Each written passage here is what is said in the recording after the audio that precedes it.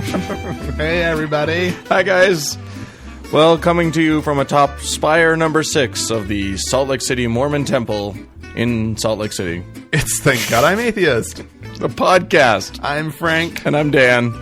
Coming up on today's episode, we have another installment of What Mormons Believe. Yeah, that one's going to be fun. This is going to be good. We're going to be getting into the Book of Mormon a little bit. Oh, diving deep. Last time, of course, we talked a little bit about, some Mormon history stuff. And coming forth of the Book of Mormon. Where it came from.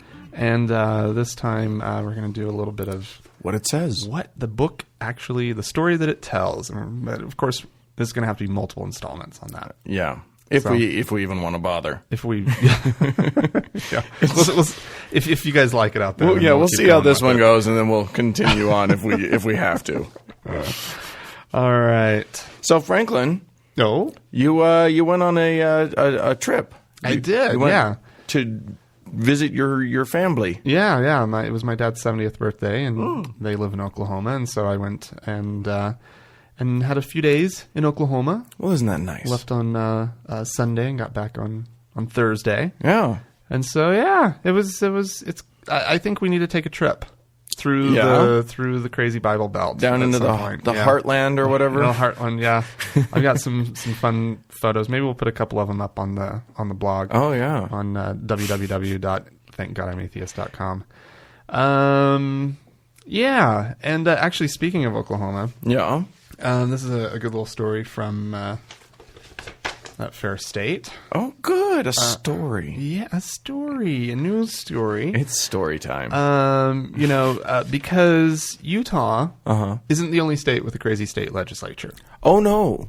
Yeah, there are plenty of them out there. Yes. And I would say that Oklahoma might even from time to time outdo Utah's out crazy our crazy. Yeah, exactly. I think you might be right. So anyways, Oklahoma is hell-bent on trying to end abortions in that state. Yeah. And so there's apparently this new law that just got passed that will where the legislators want to put up details. They want to post details online about all the abortions that are performed in the state. So each abortion would have a report, and in fact, a 34-item questionnaire would need to be filled out. By whom? By the physician. Oh, okay. By the abortion provider. Right. And contact your local abortion provider to find out if abortion is right for you. God.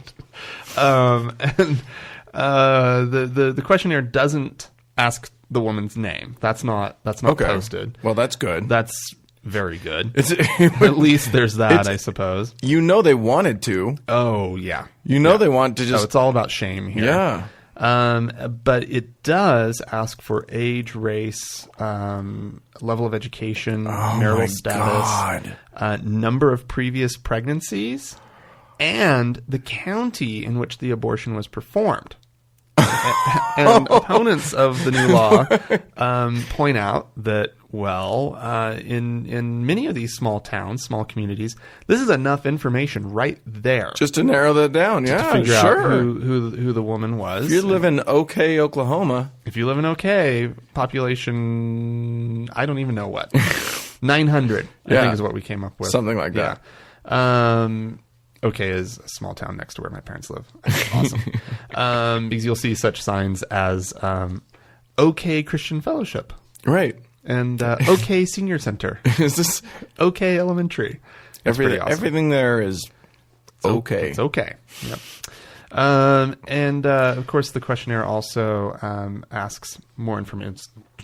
34 questions. Oh my God. It asks for her method of payment. Question number 72. Her reason for the abortion.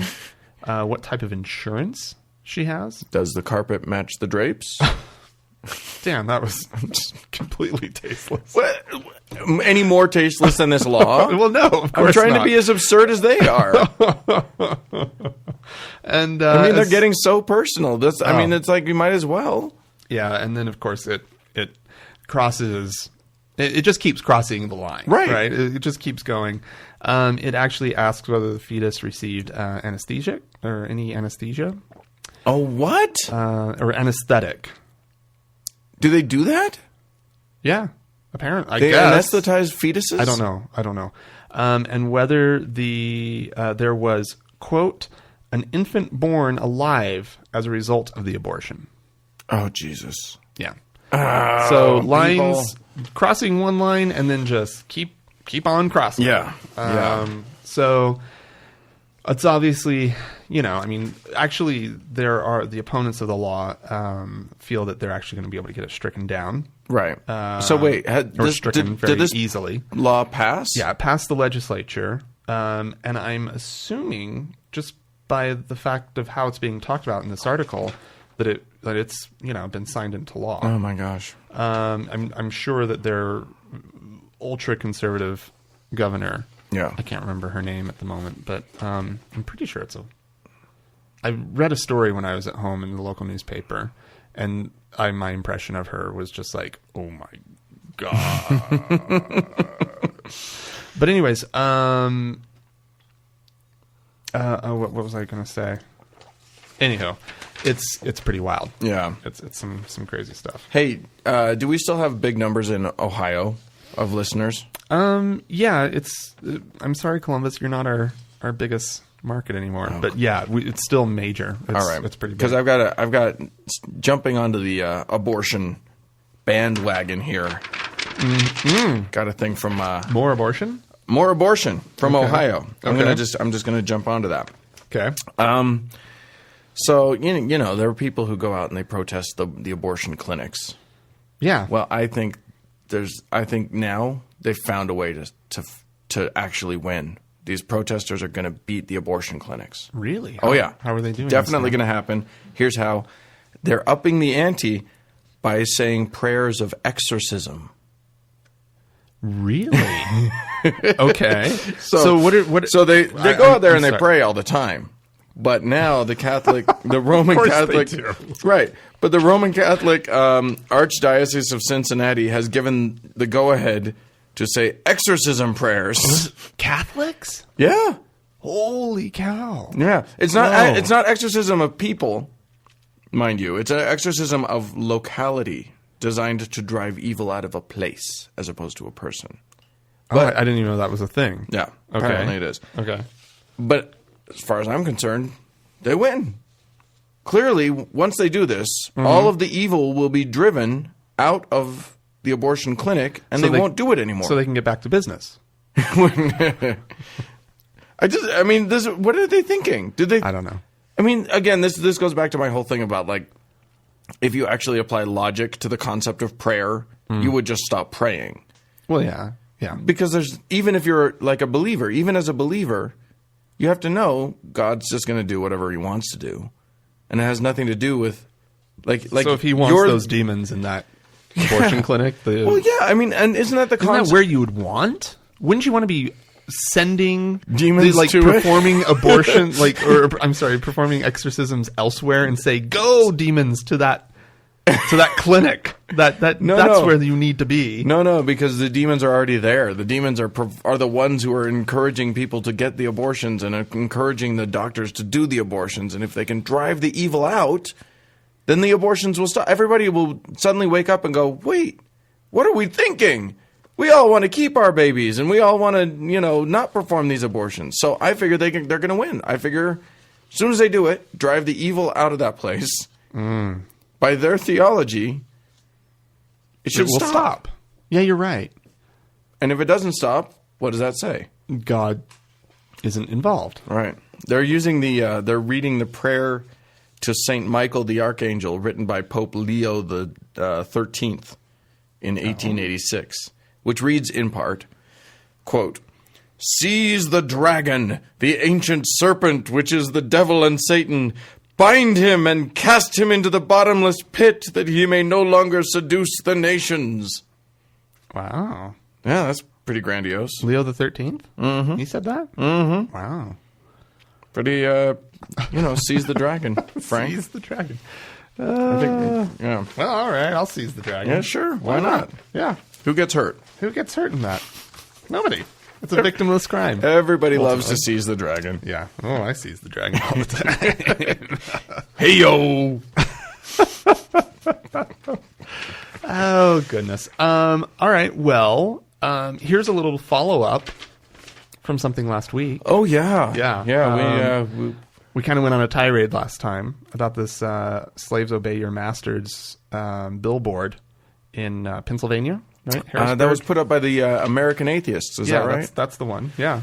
Oh, my gosh. This is in Harrisburg, Pennsylvania, and getting this from the Religion News Service. And if you'll recall from episode 18, we were like, this is a bad idea, people. Yeah, we're not pro this. This billboard is a bad idea. Dan, do you want to describe this? Again, okay, so it's a billboard that says "Slaves obey your masters," which is a biblical quote. Biblical note from Colossians 3:22. Right, and then it's got this awful picture of this African guy in this torture device thing. Some sort of restraint of some kind. Right. I don't even know what it is. Right.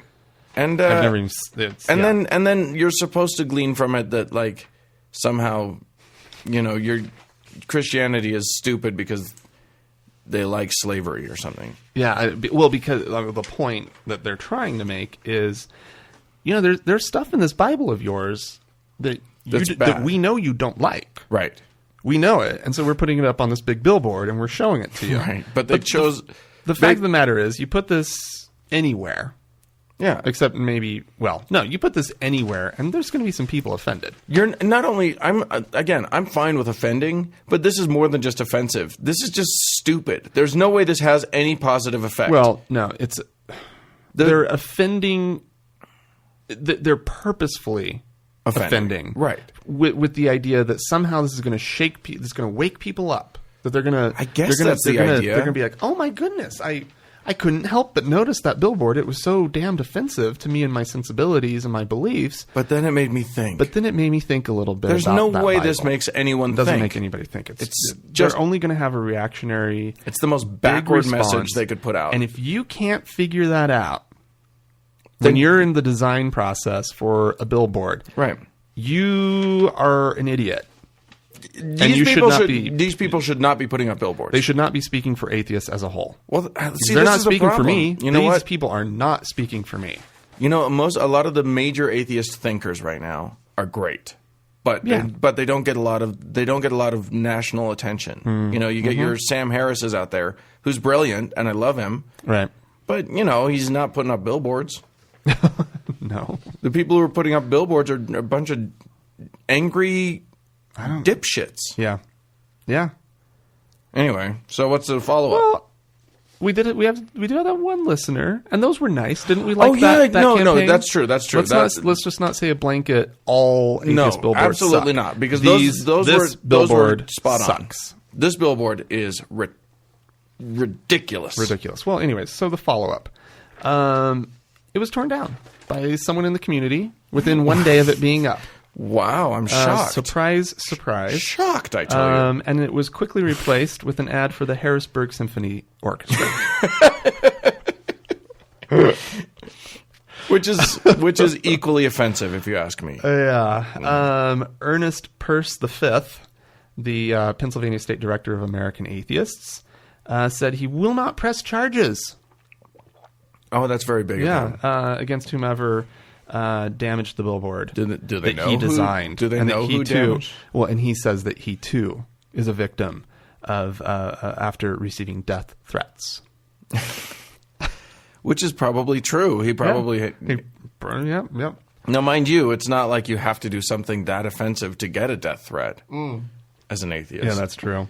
Fortunately, we haven't gotten any. Oh, well, we're nice. Well, that's true. We're not particularly like we're not doing this. Well, no, that's true. Although we're not overly respectful. I think I would say that that might be a slightly nuanced argument. Yeah, for a lot of Christians, truly, or religious folk in general. Do you remember the story of Zombie Muhammad? Yeah. This Peirce guy, that's the same guy. Oh my gosh. Yeah.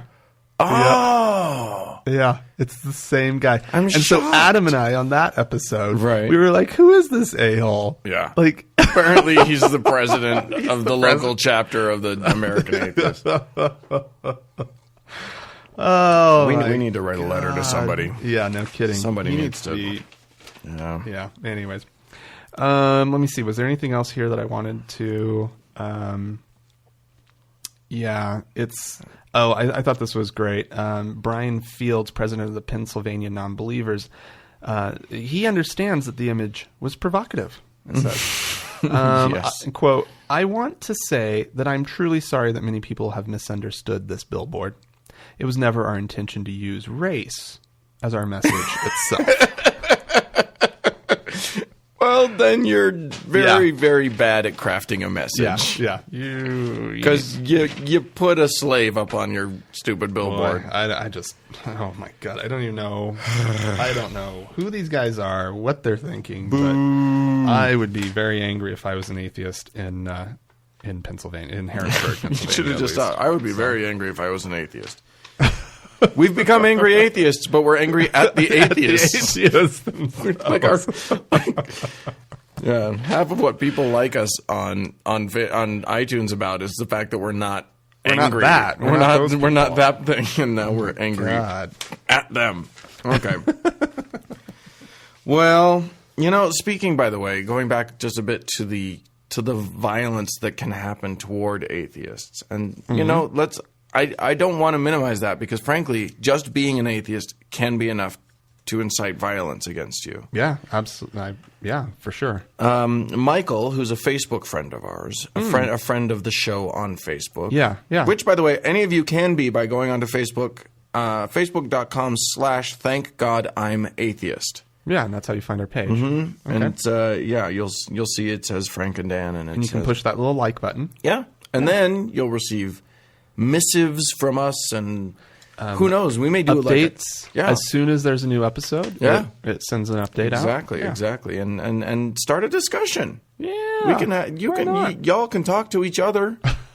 It's not against the rules. Anyway, so Michael posted a thing.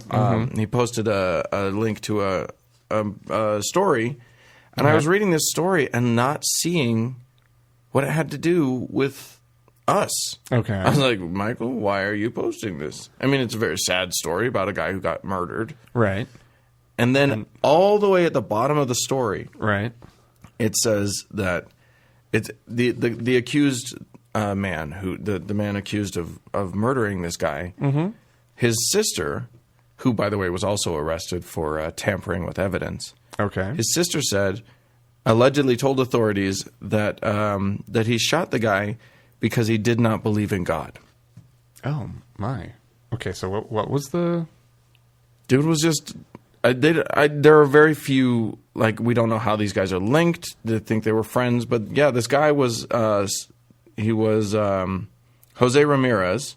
Okay.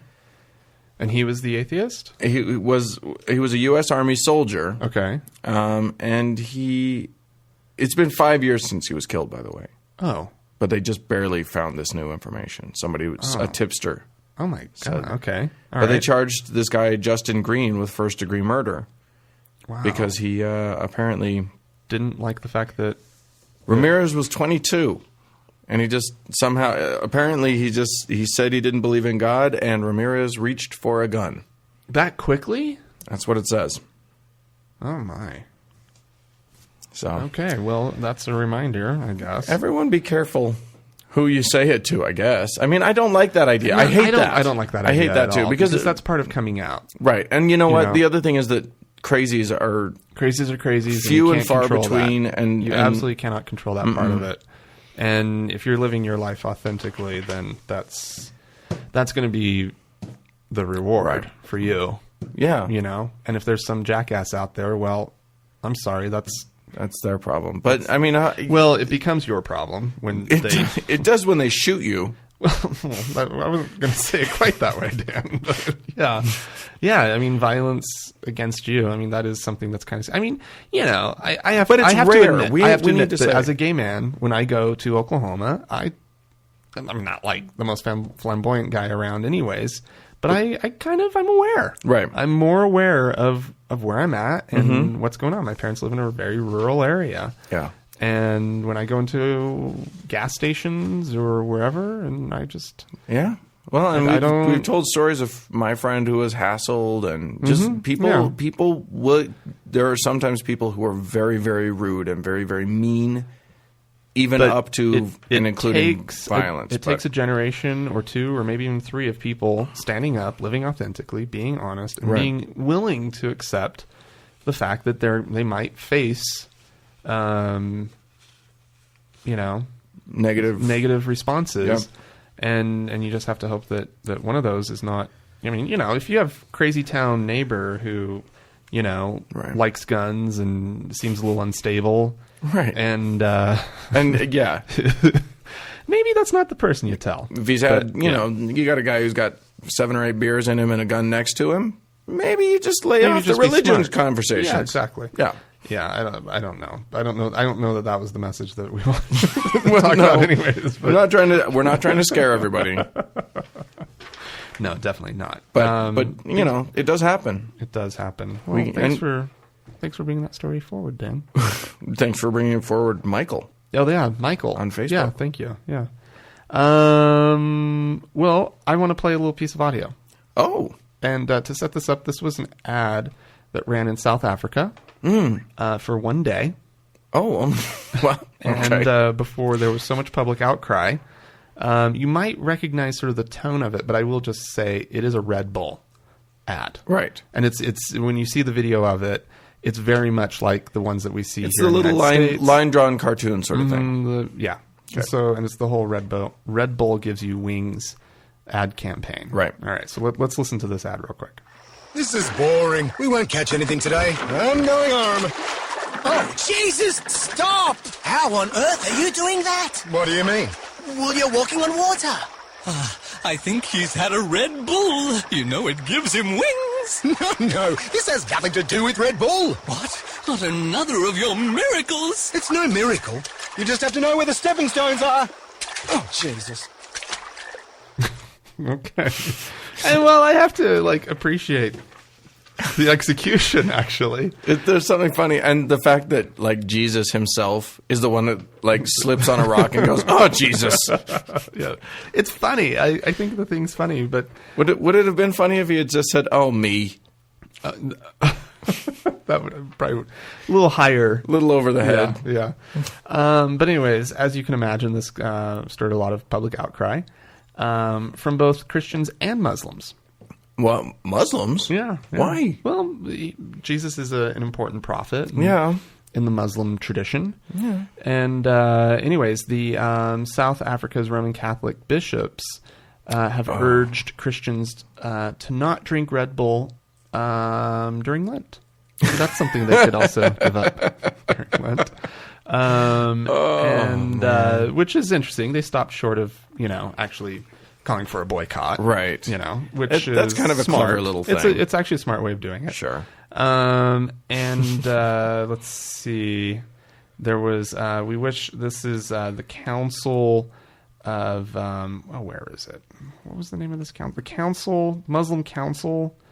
Oh, goodness. Anyways, quote, "We wish that our voices can be united to make clear to any secular extremist that any attack or defacement of religious symbols or sacred spaces is not acceptable." I hate that. Secular extremist. I just, really why can't we just say, you take strong positions. Mm-hmm. I can fuck with your symbols. Yeah. I can, it's fine. I object to you. The way I show that is, if I object to the Gap and their new logo, I'll make fun of it. Yeah. And I'll... And guess what? They'll back off eventually. Yeah. And I guess that happened here. The people spoke up and said, hey, Red Bull, right. We don't really appreciate this. But it wasn't like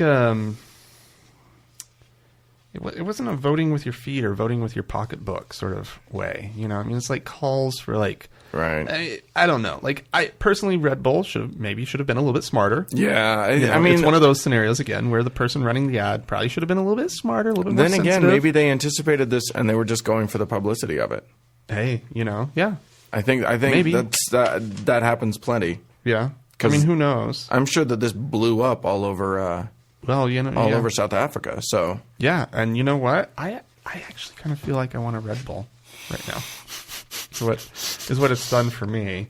Well, there you go. Yeah. Advertising works. By the way, we're not getting any money from Red Bull. We're not. I can't stand Red Bull, Yeah, as a Red matter of Bull's fact. disgusting. And then, of course, an official from the Bishops' Conference in South Africa, Chris Townsend, says there is a need for a new sensitivity toward people's beliefs, as on this occasion people become very deeply offended. And I do think that people need to grow up a little bit. Instead of calling for a new sensitivity, why not call for a little thicker skin on the other side? Well, I think that's what I'm calling for. That would be nice. A little chill out, a little chill pill action. Yeah. Yeah. To me, it's just like, you know what? If you take yourself this seriously, if everything that you don't like is an attack, here's the deal. It's obviously not an attack, right? It's not like that billboard. No, right? It's not specifically attacking. It's having fun with a figure. Mm-hmm. You know, a central, important figure. But it's not against him. It's not against him. It doesn't It's being a little light-minded. Yeah, it's maybe. being silly. It's being playful. But it's not It's not anti-Christian. Right. It's not anti-Jesus. It's not like Jesus is up on the cross asking for a Red Bull, and then they give him one, and then he flies away with the cross, with the cross attached. Right. Or he ascends into heaven. Right. I'm kind of loving this image of like Jesus flying around with the cross still attached like an airplane. Jesus! Red Bull gives you wings. He lands and he's like, can you put that? I just need something to eat. Can you put that in my mouth? I can't reach it.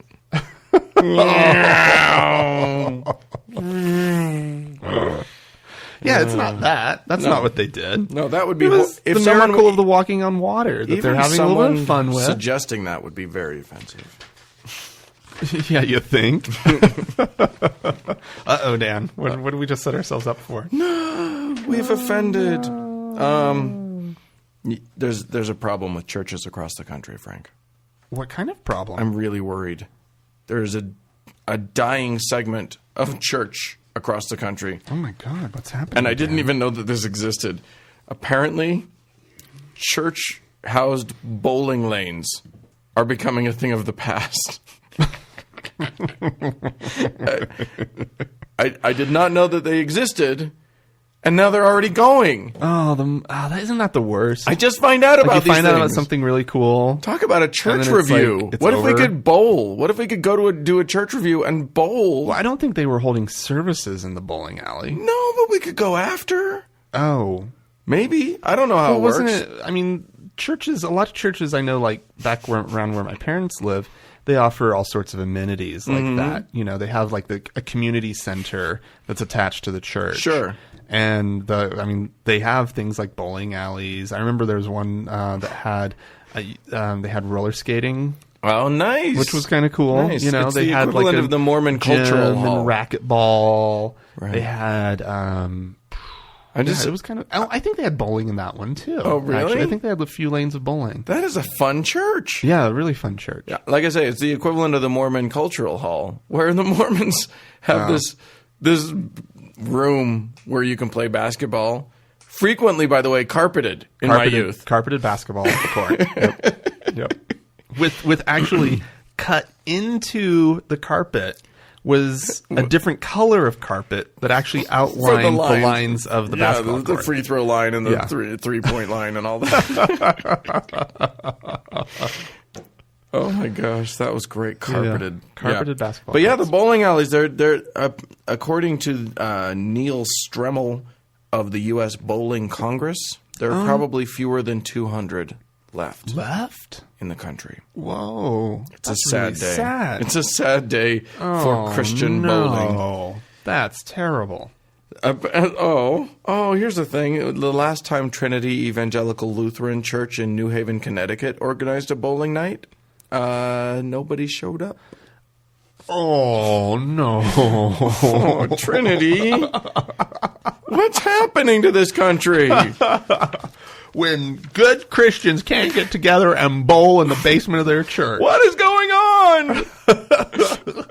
Yeah, apparently somebody said everybody wants to go down and look and smile and joke, but nobody wants to bowl. They want to go down and laugh at the people bowling. Is that what that's saying? I think they want to laugh at the fact that there's a bowling alley there. Oh, that's I would totally funny. be bowling. I'd be bowling all the time. Well, the problem is they haven't been retaining the right people. Right. Because you would be bowling. I would totally be bowling. They're not reaching you. No, I'm an atheist. Oh, man. That's too bad. Yeah, it's sad. Well, if you'd like to join our conversation at any point, And we'd like you to. If you agreed or disagreed with anything you heard today or were deeply offended, please leave us a voicemail at 424-666-TGIA. That's 424-666-8442. Yeah, we don't have any voicemails this week. Yeah, We want people calling in, saying stuff to us. Call. Anyway, you can also email us at podcast@thankgodimatheist.com. Yes.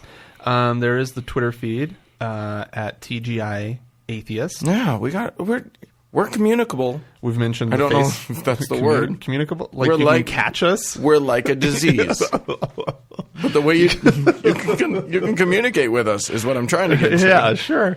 Or of course, Dan mentioned the Facebook page. Yeah. Go like us. Yeah, go like us on We Facebook. like you. Facebook.com. It's only fair that you like us back. Yeah, Facebook.com/thankgodimatheist. Yeah. All right. Well, we're going to take a quick break.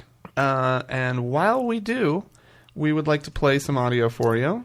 These are from chambers. From one from. Is it two things? No, this is just the Nevada Legislative Chamber. Yeah. I don't remember which house it was, but it's a at the beginning of these sessions, the legislatures, a lot of our state legislatures like to have a prayer offered by a member of the community. Also, our national legislature likes to do that. Yes, this is true. They like to, And so this is a Hindu gentleman standing at the podium and about to begin a prayer. Wait, that guy's not. I thought that was in the national Senate. The Senate. Oh, that was Nevada. It was in Nevada? That's what I thought. Okay. We'll get back to you with that information. We will sort that out. You listen right after to the it, break. and we'll tell you. All right. Today's opening prayer will be offered by a guest chaplain, Mr. Rajan Zed of the Indian Association of Northern Nevada.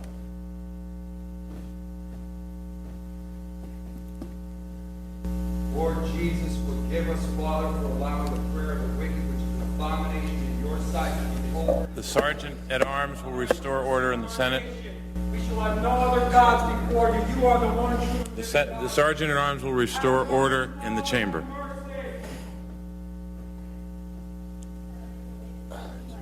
Let us pray.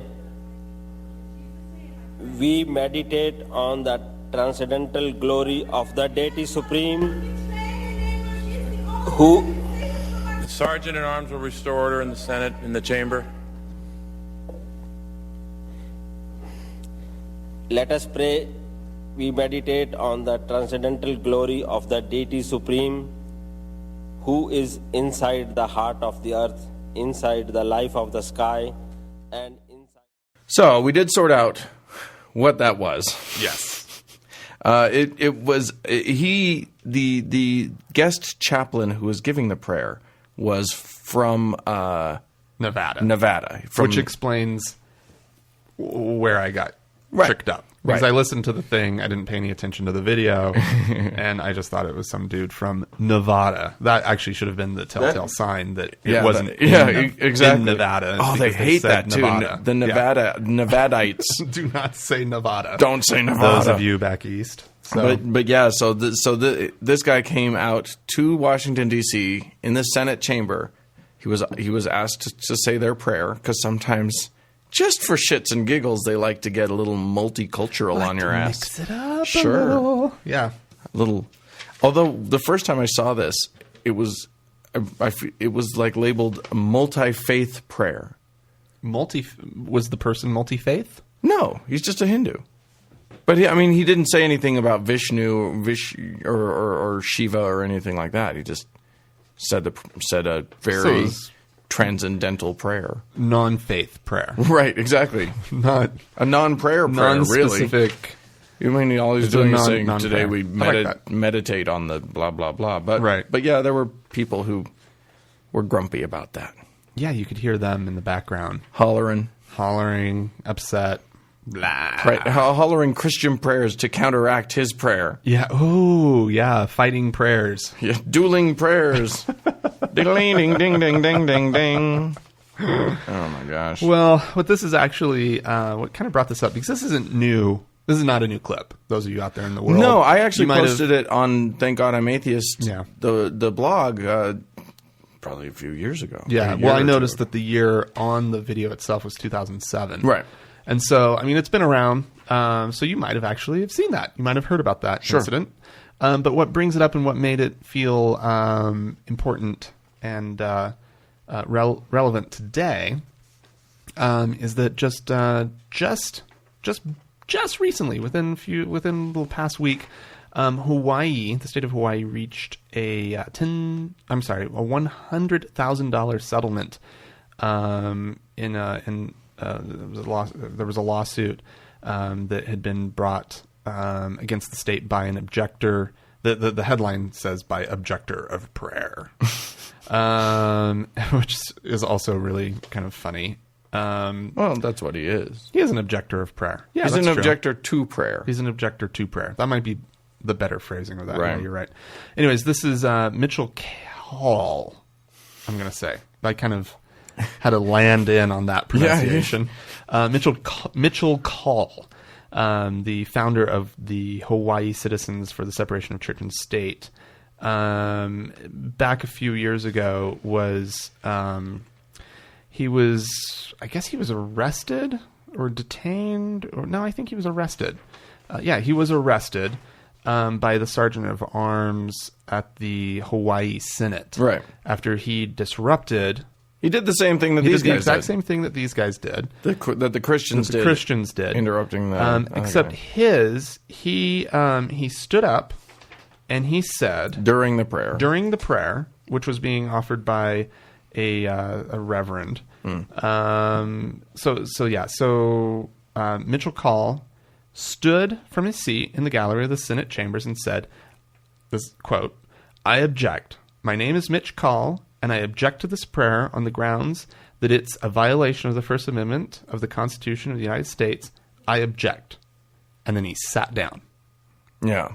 And he did. In the video that we watched, that's what he did. When he was done, he sat down, and then the Sergeant at Arms comes, and the staff of the Sergeant at Arms comes over. And all this happens while the prayer is taking place. While the prayer's this guy's going on and on and on, droning on with his prayer. Yeah. Undaunted, by the way. Oh, I don't even think he pauses. No, yeah. He just continues going. And so anyways, it was, this guy, so he gets this settlement from the state, obviously because he was manhandled by officers. And he was it's not just like they escorted him out of the room. They just they took him out to the outside of the building and was pressing him against the ground. Multiple men on his back, pushing him down, his face in the ground. That was a bit extreme. It was a bit extreme. Hey, it got him $100,000. It did get him $100,000. And so anyways, it's kind of interesting. Back in 2010, this guy was found not guilty for disrupting the peace, I think is what he was charged with. And this is what the judge actually said. Oh, okay. He said, number one, there was no disorderly conduct. Well, that's what he was charged for, disorderly conduct. Really? There wasn't? There was no disorderly conduct. Number two, he has a First Amendment right to speak in a public forum, such as he did.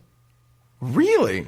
And number three, the legislature was violating our U.S. Constitution as well as the Hawaii Constitution by having these invocations. Holy shit.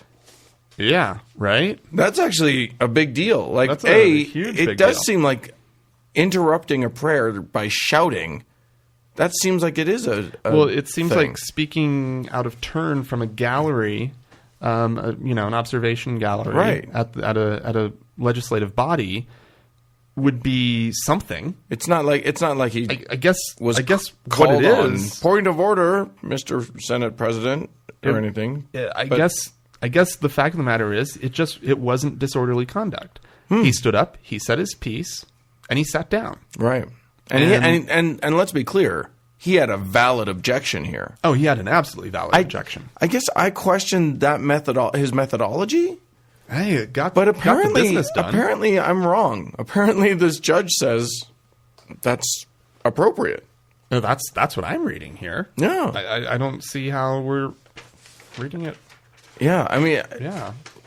you and I were discussing earlier about prayer in the legislature, and I do think that it's unconstitutional and highly inappropriate. Oh, completely inappropriate. But I don't know how one would possibly go about in this day and age, in this climate, making a change. Well, you have to get something like this. Well, yeah, but this isn't stopping the prayer. That's just a judge in another case saying it's inappropriate.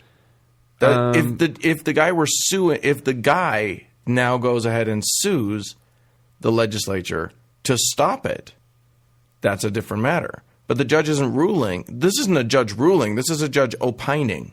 No, that's true. That's true. So, I mean, but the trick with our justice system is you have to be able to show that you are actually hurt by this business before you can actually even have standing to bring the case. And I think it's pretty difficult to show that. I think it's pretty difficult to get standing. Otherwise, the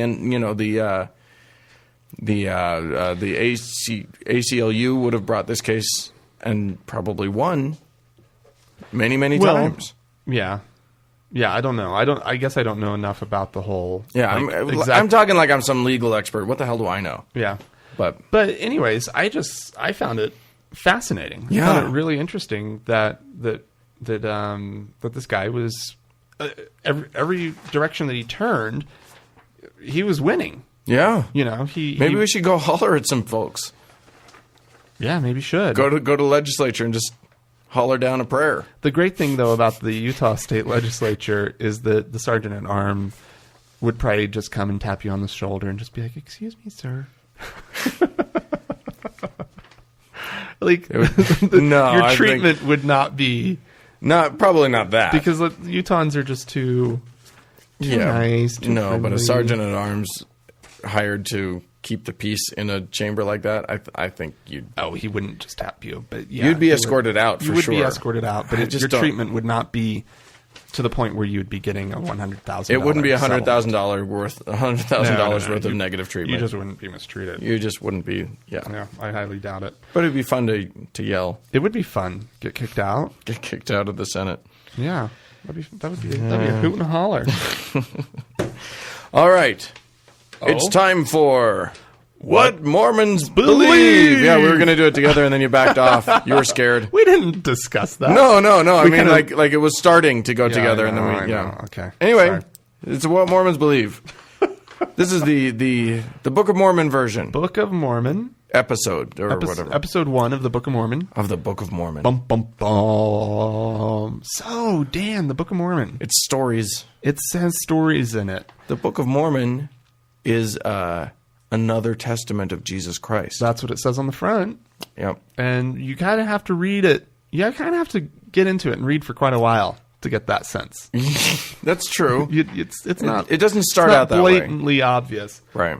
that there's going to be anything about Jesus in this whole thing. And as Mark Twain pointed out, you might not get that far because Mark Twain called this book chloroform in print. which then It's truly amazing. then Christopher Hitchens turned around and accused him of hitting too close to the mark, considering it actually has a book in it called Ether. All right, so the Book of Mormon. The story begins in Jerusalem. In Jerusalem, that's right. Isn't that interesting? We got some Jews. We have some Jews in Jerusalem, And they are the central main figure at this point. Well, there's a few of them. Mm-hmm. There's Lehi. And Lehi's our main protagonist for right now. For a moment. Right. He is a prophet. Mm-hmm. He is a righteous man. A good man. Good man. Yeah. And he has a bunch of sons. He does. He has Nephi. And Laman. And Lemuel. And Sam. That's for real. Yeah, There's I know. A Sam. Yeah, and Bobby. There's no Bobby. Okay. There's a few others, but those are the ones that are important. Those are the big dogs. Is it Sam? Am I right about that? I don't think it's Sam. Who cares? The only ones that we care about are Nephi, Laman, and Lemuel. Those are the three important ones. Right. And so Nephi, he's a good boy. Yes, indeed. He's a very good boy. He does what his dad asks of him. Which is the definition of a good boy in this case. Yes. And then you have Laman and Lemuel, who are actually older than Nephi. Mm-hmm. Laman, if I remember correctly, is the oldest. And he's got a little bit of a chip on his shoulders because he feels that Lehi favors Nephi. And that's probably true. Right. Because Laman is kind of a douche. And an incredible douche. He's a real douche. Like I mean, as you progress through these stories, you find that for no reason whatsoever, Laman and Lemuel continually forget all about God and go and do something stupid and shitty, and then like something happens, and then they're like called back to God, and they're like, "Oh, we repent and we love God and we're gonna do things," and then 2 days later, let's get him. Let's kill our brother Nephi. He's a dick. I hate that guy. By the way, yes, it is Sam, and then the other brothers are Jacob and Joseph. Oh, okay, cool. So we have Lehi, and he has been warned by God that Jerusalem is about to be destroyed. This is 600 BC, folks. Jerusalem is turning into a nasty place. It's a nasty little place. Everybody's grumpy. There's people are not picking up after themselves. Yeah. And if you'll recall, the 600 BC, if you do remember your 600 BC Jerusalem history, this is about the time that the what do you call them? The Israelites are about to be taken off into captivity into Babylon, correctly? Right. Yeah. The Babylonian captivity? Isn't that 600 BC? I have no idea. I thought so. I will believe you then. Because there's the this is the period of time where the whole Hanukkah thing comes out. It's not precisely 600 BC. It's a few hundred BC. This whole thing is give or take. Really? Yeah. I mean, all of these dates are... Yeah, but anyways, but this is sort of the era that we're talking about here. In theory. And so Lehi is warned by the Lord. And didn't you say something about a pillar of fire or something? There's like a whole, he's praying and then a pillar of fire comes and he's, I don't fully remember the whole pillar of fire thing. Man, I don't fully remember half of this stuff. I in preparing for this, I refused to go back and reread it because it's just so painful. Is it remarkable that I have this many details still in my head? There are a few. We'll both be pulling out some stuff. I will admit to our listeners, I did not prepare for this. No. This is me remembering 21 years of Mormonism. Right. And I looked up a few websites, but refused to actually go back to the damn book. Right. So this is us just we're off riffing. The cuff. But this is good stuff. Yeah. It's good stuff. I'm telling you truth here. Oh, yeah. Okay? We are speaking the gospel, my friends. Absolutely. And so anyways, Lehi is warned, and he's warned to get his family the hell out of Dodge, basically. Right. And so they're out in the desert. They're camping. Right. And he takes his whole family, uproots everybody, family, like in a day. It's just like, sons, bring your wives and let's go. And get out of here. And so they leave town, and then the Lord tells him, you are going to wander and flounder in disbelief. Yeah. without my written word. Yeah. Without a copy of my written word. It's trouble. And so Nephi, Laman, and Lemuel, and a few others, are sent back into the city. I believe Sam's along for this one. And they go back into Jerusalem. But there's a problem. What? The records are kept Oh, by a evil man. Wicked man named Laban. Labia. No, Laban. Laban. His name's not Labia. His name is Laban. Laban, and so they go in and they try to deal with Laban. They offer him money. They offer him riches. Just let us take the book. Let's take the plates, the brass, the bronze, the brass plates.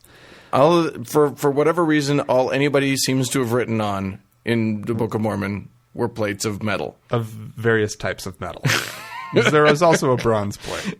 So anyway, so Laban's got these brass plates that the Lord has sent these guys back to get, and it is the only copy. Yeah, this is the only thing that they could possibly pick up. And as we know, the ancient Israelites were very, very, very fond of writing records down on brass plates. On plates of brass. Yeah. Yeah. This happened all the time, people.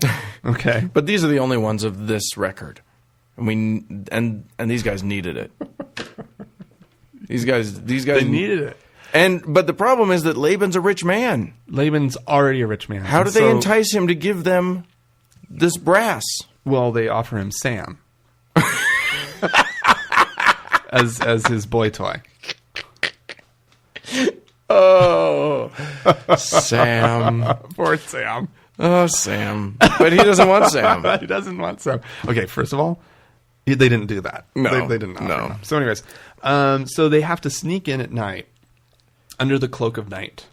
Well, and yeah. Now we're getting into the... But this is where we see really the first inklings, well, maybe the second or third inklings, that Laman and Lemuel are going to be trouble. Right. Because they're like, we don't want to go. You go back and blah blah blah blah blah. They're like, he won't do anything. So what are we gonna do? Right. And so they draw lots, and Nephi goes back. And here's the thing: they're like, well, what are we gonna do? He won't give it to us. There's no lawful way for us to get these plates if he won't give it to us. Right. And the Lord says unto them, "It is better." No. Oh no! Am I skipping? Yeah, I'm skipping ahead. Oh, that's Nephi, right. when he wanders into the city under the cloak of night, he sees Laban drunk in the streets of Jerusalem, and he's fallen drunk. And the Lord says to Nephi, "It is better." He commands him to kill him. Right. He says, "Go, bump him off and take his cloak." Right. And so Nephi's like, "No, I can't do this. And the Lord says, you remember that whole "thou shalt not kill" business that you told us earlier? It's basically what he says. What about that? Yeah, and the Lord says to him, it was actually an angel. Yeah, but anyways, that doesn't matter. It's the words of the Lord. But anyways, so this angel says, "It is better that one man perish than a whole nation should dwindle in disbelief." Yeah, no dwindling. We don't want and. This is our first foreshadowing that there's a nation. That there will be a nation built. Coming up. Yes. Nephi doesn't... This should be confusing to him at this point. At this point, like, Nephi's like... what nation are... Am I going to Germany? Where am I going? Yes. You're to take the... Take thou the plates and go up unto Germany. Slightly more believable then. Actually, yes. Than what we're about to tell you. Right. That's actually... Go to Germany makes plausible. Total sense compared to what you're about to hear, people, ladies and germs. So, Nephi actually does end up killing Laban. He kills him, he takes his cloak, and then the Lord... Now the magic of the Lord can actually work. Because this is the cloak of invisibility. No. Oh, shoot. It's... the cloak that lets him now pass for Laban. Right. So when he goes to Laban's, storage unit. Right. Yeah. He's able to pass as Laban. And like, he asks for the plates. He doesn't look like Laban, but he's got that cloak. Okay. I guess. I don't know why he had to kill Laban in order for this magic to work. Does anybody else have a cloak like that? But I don't that's think so. how the Book of Mormon, the morality of the Book of Mormon works. Yeah, don't steal the cloak. Yeah. Of the drunk man that's passed out on the road. Right. You have to first kill him. Just kill the guy. Kill him. And so he goes, he takes the plates. Yep. And he exits the city successful. Success! Then the family goes off. They wander in the desert. Yeah. For quite a while. For a good long time. A good long time. They're just meandering around. And the Lord helps them find animals to kill and eat. That's nice. That is nice. Because, I mean, considering he was the one that made him go out there, he could the least he can do is provide some food. And it was also important that they not, cook the food. They couldn't start a fire because that would be trackable, right? And so They're being very sneaky. The Lord made the meat sweet unto them. Delicious. Raw. They ate that raw is meat, some but good it was hyena. Sweet. It was really sweet and tasted good. And didn't make them sick. Can I have more camel? Yeah, that's probably they probably ate a lot of camel.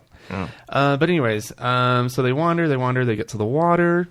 And by the way, this is not before they get to the water, but not before like Laman and Lemuel have had some other fallings out. Laman and Lemuel, they've caused problems the entire time. They wanted to go back to the city. Yeah, they're constantly literally, it's just this constant barrage of. They try we to don't kill, like doing anything. They try to kill Nephi multiple times. Right. And then they're called to repentance. And literally at one point, Nephi puts up his hand and they get shocked. They're shocked and they fall to the ground and it's it's literally Yeah. He's suddenly a Tesla coil. Yeah. And then they're like, holy shit, the word of God is true and I believe it and we'll never do anything bad again until tomorrow. Yeah. And so the Lord shows them how to build boats. Yeah. Actually, it wasn't boats. It was a boat. A major boat. Big boat. A really awesome boat. Yeah, big boat. These people had never built a boat. No. They're not never. Shipbuilders. Okay, so Shipwrights. We kind of have a little bit of the whole Noah thing. The Lord is very good at instructing people how to build boats. Sure. There is precedent for this. There is precedent. So biblical precedent, indeed. And so he pulled up some files and some schematics and whatnot, and helped these Lehites. Aren't they called Lehites at this point? Well, they're the Lehi's family. They're Lehi's family. So, anyways, they build the boat. They get in the boat. The Lord, though, needs to make sure. Oh, I'm confusing it with another story. But there is the Liahona. And what is that, Franklin? The Liahona is a compass. It's a magical compass. Isn't that in this part? Yeah, of the Book of Mormon. Yeah. Because first of all, we do have to say, I hope I'm not confusing some things because there are two migrations that are described in the Book of Mormon. Yes. There's the Jaredites that come later, but they actually were there earlier. Right. I don't want to confuse you, but yeah, it's all really weird and confuses confusing. me.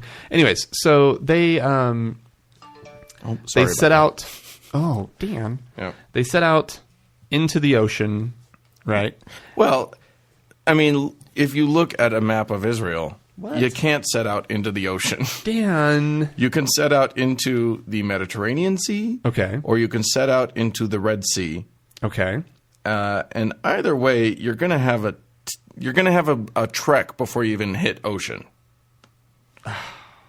Now, presumably, they must have gone the Mediterranean route because their final destination is the Americas. Dun, da, da, da. So somehow they made it. Yeah, if they had taken the Red Sea, they would have had to go around the Horn of Africa. So there's no way they did that. So they must have gone through the Mediterranean. I think that's the preferred story, though. They went around Africa? I think so. I think because I remember the Red Sea being a part of this, wasn't it? That's insane. They didn't go out through the Mediterranean. I mean, at this point, there's no way they did that. Oh, wait. All right. Anyways, we're trying to make reason out of this absurd story. Yeah. And so anyways, so they cross the ocean. They wind up in the Americas. They wind up in the Americas. I'm going to let me underline a point here. Okay. They crossed the ocean and wound up in the Americas. Like what?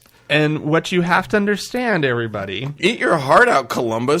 these people who sailed 2,000 years before Columbus, right? Yeah, well, 2,000 years before Columbus, they arrive and they populate the Americas. There was nobody else here. No.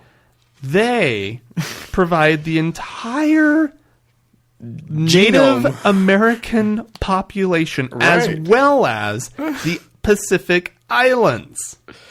Yeah.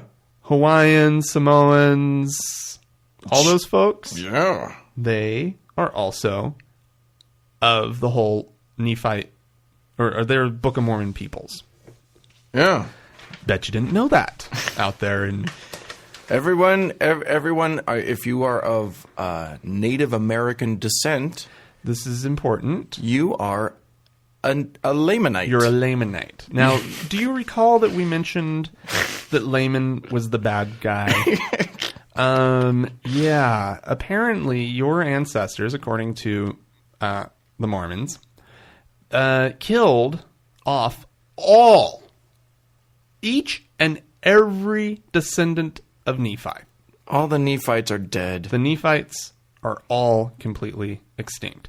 So it's not like you even had Nephi to help out with the populating of North and South America. No, his and all line- his kids and all of Sam's kids and all of Jacob's kids. Laman's kids and stuff. No. Yeah. Nope. This is The only line that survived. only line that survived was Laman and Lemuel's. It's utterly preposterous. Lamanites. So anyway, so that's the beginning of the Book of Mormon. So, okay, so what we kind of skimmed over there was once they land and they arrive, the two groups break. They break and they go their separate ways. Yeah. The Lamanites, or I'm sorry, Laman and Lemuel, they start their own nation, which is what you do. Oh, You know, sure. You start your own nation when you land in America. And they were all called the Lamanites, Right. And then Nephi and his siblings that sided with him, they all went with him, and they founded the Nephite nation. By the way, I just want to be clear about something. Can I go back to something just briefly? Sure. This Liahona business. Yeah. Did we mention that it's a magic compass that only points in the direction that they're supposed to go? Yeah. Oh no, we didn't mention that. Because that's what it is. That's what it is. Yeah, we needed to be clear about that. Yeah, the Liahona, way that they made it to the Americas was by being pointed. Oh, and that by not telling that story, there's like parts of the whole passing over the ocean part where they were kind of floundering in disbelief. Yeah. That's right. They were questioning if this was the truth, if they were supposed to be doing it. Because their faith was failing. The Liahona wasn't pointing them in the right direction. It stopped working. Oh, my God. It was just spinning. And so, so this is kind of crazy town story time, people.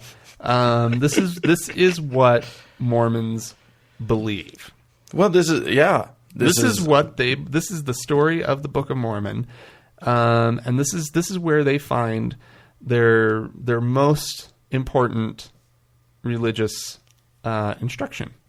Inspiration is from the pages of this story or of this book, and it's not even like the Bible where it's like handing down good moral lessons. There are moments in the Book of Mormon. There are a few moments when there's like some moral lessons being taught, but otherwise it's just the recounting of the story of these people, and it's first of all, like Mark Twain said, it is boring. Yeah, folks. It's some. I mean, you get your occasional cutting off of hundreds of arms. Oh, sure. And there's like a couple wars and whatnot. Sure. Actually, there's not just a couple wars. There's a lot of wars that happen. So there's some excitement. But we're talking about the carnage that we're going to be getting to at a certain point in this whole thing is unbelievable. Yeah. They describe these scenes of carnage that are just unfathomable. And good luck finding the moral in the story. And good luck finding the moral.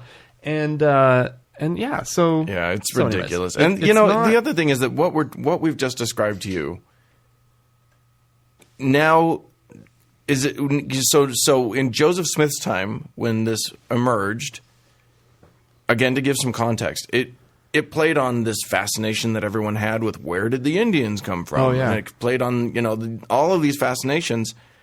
Now that we have genetic testing, now that we have scientific study of these events, it's getting harder and harder to make this a tenable story. Well, and I don't want this to come off the wrong way, and now that we've actually looked at some Native Americans, they didn't come from Jerusalem. From Jerusalem. They, it's obvious when you actually look. Oh, people's crossed the Bering Strait, right? Well, and it's not just looking. It's like they've done genetic testing of. No, but of I'm being a little facetious right. here. But just on the surface, not to judge a book by its cover, but yeah, it's features clear. Wise, it's clear these people are Asian. They're from Asia, yeah, exactly. And so it's just okay, this. Yeah, come on, people, it's a problem. Pull your heads out. But the good Lord, He does work in mysterious ways, and He confuses genetic matter to obscure and obfuscate. Mm-hmm, yeah, because that's what He likes. He Yeah. doesn't like proof. No. That would only make it hard. That would make it too easy on all of us, and a little harder on Him. Yeah. All right. Well, so that's your opening primer for the the BOM. Oh, and hey, Mormons, if you didn't like what you heard today, you can talk to us. 424-666-8442 is our voicemail number, or you can email us at podcast@thankgodimatheist.com. And we do invite everyone, including our non-Mormon listeners, to chime in. See what you got. Let us know. If you've ever had a question about Mormonism, perhaps. That's true. Let us know. We'll be happy to look it up for you. We have the resources. And not only look it up. Yeah, that's true. We can dig into some stuff. Yeah. We can dig in good. Yeah. We got good. Because stuff. you grow up in a religion, you have that sixth sense about whether or not something's kind of just strictly bogus, right, or not. And so, if you've ever had any questions, it can be kind of hard on the internet sometimes of sorting through a lot of misinformation about Mormons, because there definitely is misinformation out there. Let us know. Ask us. All righty. Well, thanks a lot for listening, guys. Yeah, I hope your week is wonderful and bright. Oh, but there's one last thing, Dan, that we didn't mention. Oh, shoot. We are shifting our schedule. Oh, yes, that's a good point. A little bit. And so if you noticed, hey, this showed up on Monday morning. As opposed to Thursday. Opposed to Thursday morning, like it has been going up. That is because Dan's schedule has gotten a little hectic. Yep. And Wednesday no longer works for him for recording time. So now we're going to be recording hopefully on Sundays. On the weekends. On the weekend. So we're going to try to make sure that keeps happening. So you'll see a new schedule, a new pattern kind of happen of hopefully it'll be hitting on Mondays. Yeah. So there you have it.